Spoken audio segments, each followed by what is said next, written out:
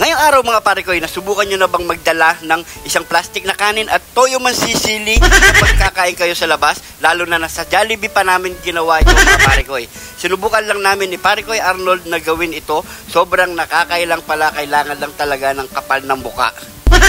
Pero ang sarap palang isawsaw ang manok na Jollibee sa toyo mansi na may kidlat ni John TV. Patago lang namin ginawa itong pagbablog mga pare ko. Medyo nahihiya talaga kami. First time kasi namin ito ginawa. So heto na, pupunta na kami sa SM Clark. Ayan mga pare ko. Sa wakas, nakagala din sa labas ang mga kapare ko. Yan, naramdaman din namin ang lamig ng mall. Dapat pala, nagdala kami ng jacket. Ganito pala sa mall, malamig no? Panoorin nyo na lang ang buong video natin mga pare ko kapag kakain na tayo. So nahiya pa kami talaga magsalita mga pare ko. So heto na, pasok na daw tayo sabi ni Jollibee para mag-order na.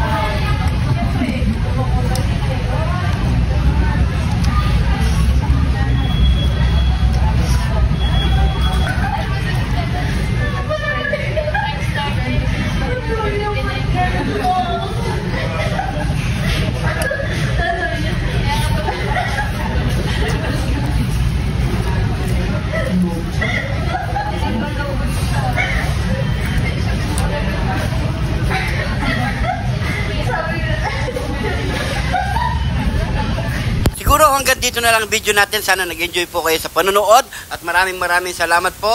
Abangan po natin ang susunod na episode po natin. Lagi po kayo mag-iingat. God bless po.